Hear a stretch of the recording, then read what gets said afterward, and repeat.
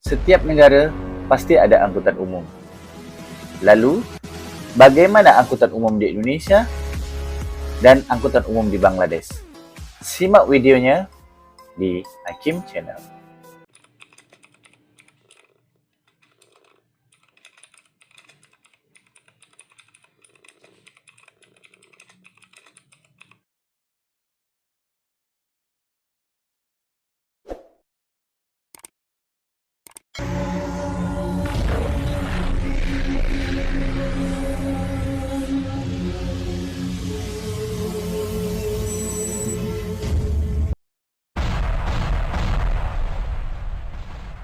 Assalamualaikum warahmatullahi wabarakatuh. Allahumma salli ala sayyidina Muhammad wa ala ali sayyidina wa maulana Muhammad.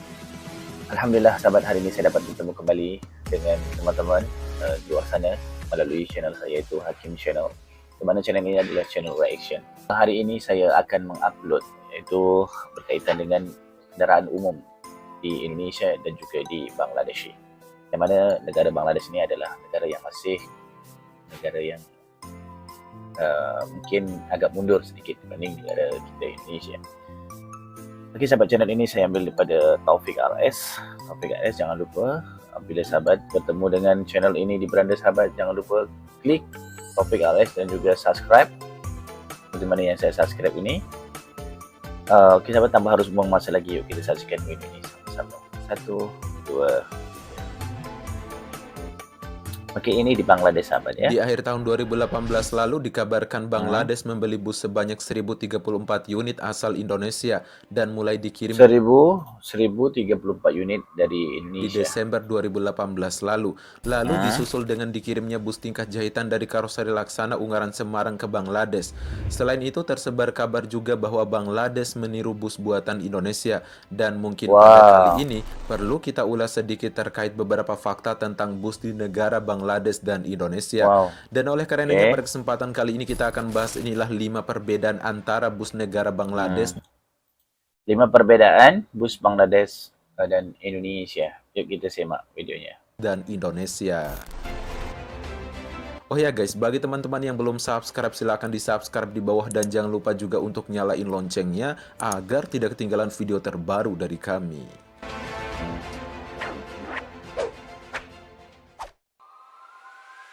Wow, macet teruk. Tata tertib. Di awal bahasan kita terkait tata tertib seperti perilaku di jalan raya, jadwal keberangkatan, dan lain sebagainya. Menurut Bank Dunia ada 60 perusahaan otobus di negara Bangladesh, tapi pengemudinya tidak selalu mengikuti trayek ataupun jalur yang sudah ditetapkan jadwal-jadwal keberangkatannya. Pokoknya jadwal bisa diatur sesuka-suka mereka saja. Hal ini tentunya berbeda banget dengan negara Indonesia. Kalau kalian sering menggunakan bus antar kota dalam provinsi atau kota antar provinsi di Indonesia, pasti jadwal keberangkatan busnya cenderung tetap atau biaya perjalanan juga sudah ditetapkan seragam untuk kelas yang sama bagi setiap penumpang oleh perusahaan otobus itu sendiri.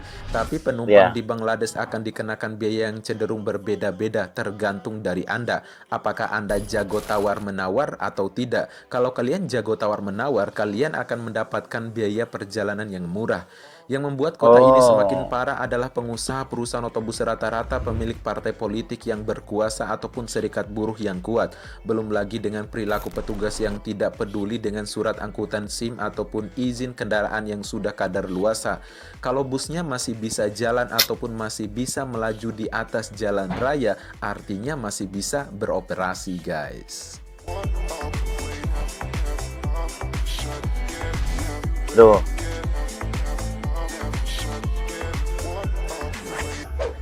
Bus dalam kota. Selanjutnya terkait bus dalam kota, kita ambil saja contohnya kota Dhaka, Bangladesh dan kota Jakarta. Bangladesh memiliki bus dalam kota yang sangat memprihatinkan. Bagaimana tidak, bus-bus dalam kota tersebut memiliki kondisi yang sangat jauh di bawah kelayakan. Bodi bus yang sudah sangat rusak sekali hanya ditambal dengan dempul saja. Beberapa orang Indonesia yang tinggal di Dhaka, Bangladesh pun mengeluarkan narasi yang serupa bahwa bus dalam kota di negara Bangladesh jauh dari kata kelayakan. Sedangkan di Indonesia sendiri misalnya bus Transjakarta untuk Indonesia saat nih, ini Transjakarta sudah ya. memberikan Indonesia kan. yang cukup nyaman serta sudah banyak menghadirkan bus-bus premium seperti Mercedes-Benz, Scania, dan Volvo tentunya dengan bodi jahitan dari karoseri lokal dalam negeri. Wow. Populasi bus premium untuk bus dalam kota di Indonesia akan terus bertambah seiring berjalannya waktu, termasuk bus Volvo B11R yang akan terus bertambah dalam waktu dekat ini. Hal ini tentu jauh berbeda banget dengan bus dalam kota yang ada di negara Bangladesh. Namun di akhir tahun 2018 lalu, Bangladesh memesan bus asal Indonesia yakni dari karoseri Laksana asal Ungaran, Semarang, Jawa Tengah sebanyak 1034 unit. Semoga bus-bus yang dibeli itu bisa segera beroperasi dan meremajakan armada-armada yang ada di negara Bangladesh. Wow, dibeli 1000 lebih. Bangladesh membeli 1000 lebih buah bus dari Indonesia. Oke, kita doakan semoga mereka lekas menikmatinya.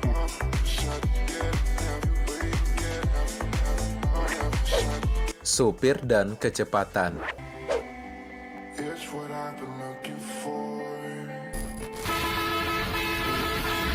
Wow. Perilaku supir bus yang ada di jalan raya di negara Bangladesh terkenal agak kasar seperti saling menyalip dengan kecepatan tinggi, saling menyembunyikan klakson, belum lagi kalian akan diuji dengan supir yang menyetir secara ugal-ugalan dan bikin jantung mau copot. Bagi kalian yang tidak biasa tentunya itu akan membuat fisik Anda gemetaran selama ada di dalam bus tersebut. Ngeri ya. Namun bagi masyarakat Bangladesh itu adalah hal yang lumrah dan wajar. Pokoknya mantap benar sih ini masyarakat Bangladesh. Kalau di Indonesia terkait dengan supir dan kecepatan masih nyaman-nyaman aja bagi penumpangnya. Kecepatan di atas rata-rata dalam hal membawa bus di sebagian supir bus yang ada di negara Indonesia masih bisa kita jumpai sampai sekarang ini. Cepat namun sampai tujuan tepat waktu dan selamat sampai tujuan. Akan tetapi tidak sedikit juga supir bus yang tidak seutuhnya mengutamakan kecepatan, tapi keselamatan dan kenyamanan penumpangnya. Maka tidak heran di bus-bus yang sekarang ini, para penumpang dalam bus merasa nyaman dan berasa lagi duduk di sofa yang empuk banget, guys. Ya, guys.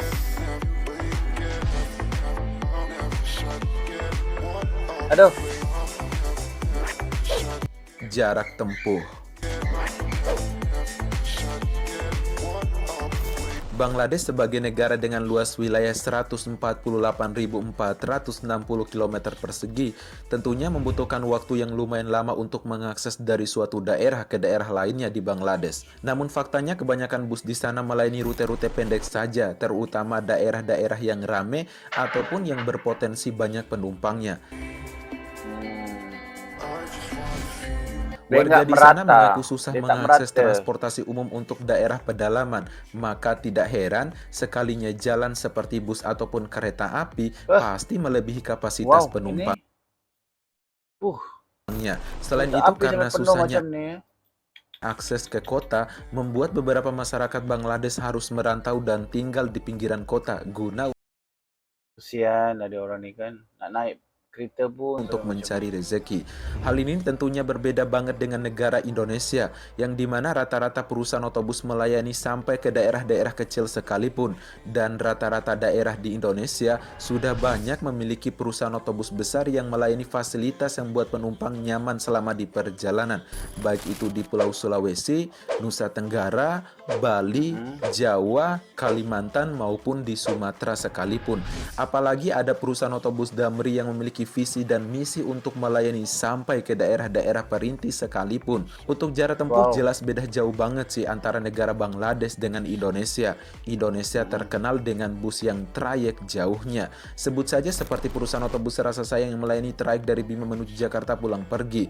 Kemudian ada perusahaan otobus Putra Pelangi yang melayani trayek dari Aceh menuju Jakarta pulang pergi juga. Kemudian ada perusahaan otobus PMTOH yang melayani trayek dari Aceh menuju Medan dan dilanjutkan sampai ke Solo.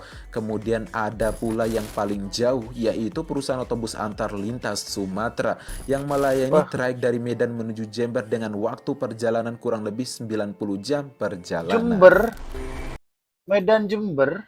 Sebentar. Medan Jember.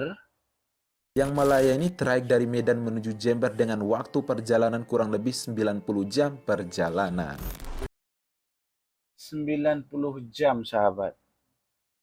90 jam perjalanan, 1 jam 24 jam, 24, 48. Lama juga ya.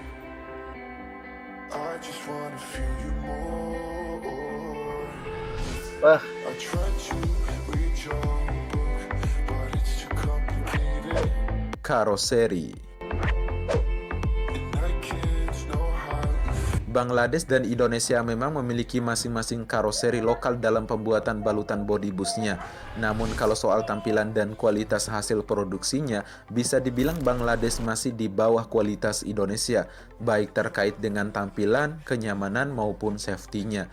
Hal itu terbukti di mana Bangladesh sampai membeli bus dari Indonesia tepatnya pada tahun 2018 lalu sebanyak 1034 unit dan mulai didistribusikan sejak Desember 2018 lalu. Selain itu, Bangladesh juga membeli bus tingkat dari karoseri Laksana Ungaran Semarang, Jawa Tengah, dan bahkan dikabarkan Bangladesh meniru bus buatan dari karoseri Laksana tersebut. Bapak Weri Yulianto selaku bagian ekspor manajer karoseri Laksana juga menanggapi terkait adanya karoseri yang memakai nama Laksana dan Legasi di Bangladesh. Pak Weri menambahkan bahwa Laksana masih melakukan kolaborasi dengan partner di Bangladesh mengenai penggunaan logo Laksana di sana. Saat ini kami cukup bangga bahwa produk Indonesia bisa diterima di belahan dunia, guys. Ya guys. Oke guys, dari kelima perbedaan antara bus negara Bangladesh dan Indonesia yang telah kita bahas tadi, bagaimana tanggapan kalian? Komen di bawah ya. Kalau suka videonya silahkan di-share, jangan lupa like. Ya, jangan lupa like dan share, sahabat ya. Oke sahabat, kita sudah habis dan kita sudah melihat sama-sama videonya. Komen dan juga like amat dialu-alukan dan juga subscribe amat dialu-alukan juga untuk tanda sokongan kepada channel ini. Oke sahabat, sebagaimana yang kita tengok sama-sama, yaitu di mana video ini antara perbezaan bas Bangladesh dengan bas Indonesia, sudah tentu Indonesia lebih ke hadapan sedikit daripada negara saudara kita yaitu Bangladesh. Akan tapi pesan saya kepada sopir-sopir atau driver yang membawa bas di luar sana, jaga keselamatan dan kenyamanan penumpang, karena keselamatan itu lebih penting daripada sampai tepat pada waktunya. Akhirul kalam, wassalamualaikum warahmatullahi wabarakatuh.